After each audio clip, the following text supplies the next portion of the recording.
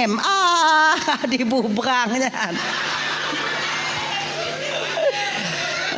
Lagi kurang sehat bang ni. Udah minum obat mak tukang pelahir bu mati hantar minta nyong. Baru ban moturi kek natu enggak kek nana gelanti.